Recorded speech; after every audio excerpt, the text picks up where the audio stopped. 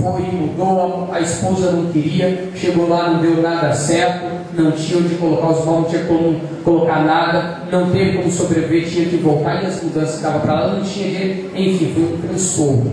Eu acredito que muitos aqui já viram ocasiões como essa. Ambos, na verdade, tem esse consentimento mútuo, chega a uma conclusão, nada melhor do que a gente pegar essa conclusão e apresentá-la diante de Deus. Deus, nós planejamos assim, assim e assim. Nós queremos saber se essa é a decisão certa a ser tomada, se é isso que nós devemos fazer ou não. Porque não adianta somente também as nossas decisões, nós precisamos gozar das bênçãos de Deus e também da direção de Deus na nossa vida. Um homem que anda sem a direção de Deus, ele anda à deriva, ele anda completamente perdido, sem saber para onde vai, aonde entra, e quando assim faz, muitas vezes quebra a cara. Quantos já não tomaram decisões precipitadas, sem escutar conselhos, sem haver diálogo, sem pedir direção de Deus, e alguns que ainda estão sofrendo até hoje? Existem decisões tomadas sozinho, sem consentimento mútuo, que tem pessoas que às vezes pagam o preço a vida inteira. E quando há uma briga, uma discussão, mas foi porque você fez aquilo lá atrás, aquele dia, você lembra? Eu falei, não era para fazer, você fez, agora a gente está pagando. Pessoas que estão pagando até hoje por decisões tomadas sem consentimento mútuo. E o casamento é isso. 2 serão fala de unidade, tá certo? Fala de unidade, de companheirismo, de diálogo, conversa. Isso é muito importante para o casamento. Eu sempre costumo citar, irmãos, quando celebro o casamento, eu acho muito importante e fundamental que o primeiro milagre que Jesus fizera foi numa festa de casamento. Ele foi convidado para estar lá. E chegando àquela festa de casamento, a Bíblia fala que acabou o vinho. Muitos conhecem a história. E o primeiro milagre que Jesus fez quando transformou a água em vinho. Foi o primeiro milagre que Jesus marcou a história, e foi exatamente em uma festa de casamento. É a festa de alegria. O vinho simbolizava a alegria. Acabando o subindo no casamento, estava acabando a alegria naquele casamento. O que o noivo diria aos convidados? Alguém já fez alguma festa que a programação não deu para suprir os convidados? E depois as pessoas saíram falando logo naquela festa, mas não tinha nada. E, enfim, as pessoas saem murmurando, saem criticando. É um transtorno. E ninguém quer isso. Ninguém quer esse transtorno no casamento, não é verdade? No casamento é festa que aí todo mundo entra, se divirta, saia bem, se alegre. Mas naquele casamento houve esse transtorno momentâneo, porque Jesus estava lá.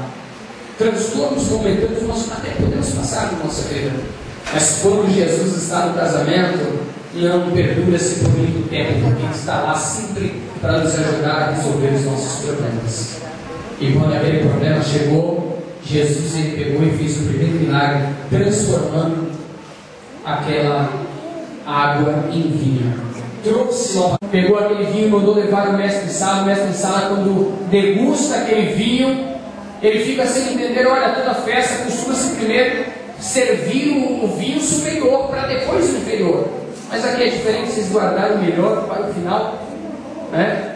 Ou seja, o casamento com Jesus, quando Ele entra e coloca as mãos, é sempre melhor do que nós esperávamos ou do que nós imaginávamos. E o vinho ele tem cor, o vinho ele tem cheiro e o vinho ele tem sabor. A água ela é inodora, ela é insípida e ela é incolor. Não tem cheiro, não tem cor e também não tem gosto. Imagina. Então, quando acaba o vinho no casamento, acaba ficando também aquela coisa sem graça. Quantos casamentos já não estão vivendo já que apareça, porque não tem mais cor, não tem mais nada que traz alegria àquele casamento, que colore, porque acabou. Acaba muitas vezes o gosto. E sabemos também que viver a vida sem sentir o gosto e o sabor das coisas é terrível. É a mesma coisa que comer uma comida sem sal, não é verdade? Comer uma comida sem sal é difícil. Quando muitas vezes a mulher erra no arroz e esquece de colocar o sal, é difícil. Em alguns casos, dá até briga, não é verdade? porque faltou o sabor. Então, quando falta o sabor, precisamos nos advertir, ficar bem atento, porque acabando o sabor pode acontecer também de começar a aparecer as intrigas, as brigas. Não pode no casamento, o sabor também não pode faltar, tá certo? E também o cheiro, não é? Na verdade, Deus ele nos deu esse sentido, tá certo? O olfato de poder sentir o odor das coisas, o cheiro. E sentir cheiro é algo maravilhoso, é bom. Foi uma dádiva que Deus ele nos deu ao ser humano. E no casamento, muitas vezes, quando perde aquele cheiro, aquele perfume, fica tudo sem graça também. E na verdade, no casamento não pode faltar o cheiro. Mas naquele casamento tinha faltado o vinho, acabando o vinho, acabou tudo isso. E então, Jesus estava naquele casamento. E o que eu gostaria de salientar aqui é que naquele casamento, a Bíblia fala que Jesus ele foi convidado. Traduzindo, ele não entrou lá de penetra, como alguns dizem, né? Não entrou lá de bico, ele foi convidado para o casamento. É um conselho para os noivos que estão aqui principalmente, e por que não dizer os demais que estão à nossa volta participando de um momento como esse. O mais importante na vida de um casamento é convidar Jesus para fazer parte dele. Porque quando Jesus ele faz parte do nosso casamento, ele traz cor, ele traz cheiro, ele traz gosto, ele pega aquela situação que estava deprimente, sem graça ou paz.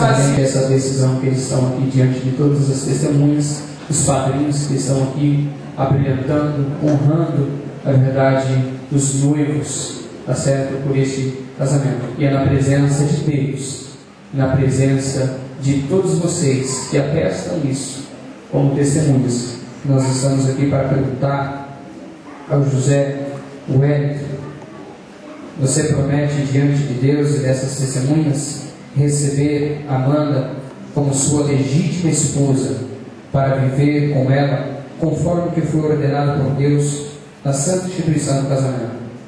Promete amá-la, honrá-la, consolá-la e protegê-la na enfermidade ou na saúde, na prosperidade ou na adversidade, e manter-se fiel a ela enquanto os dois viverem?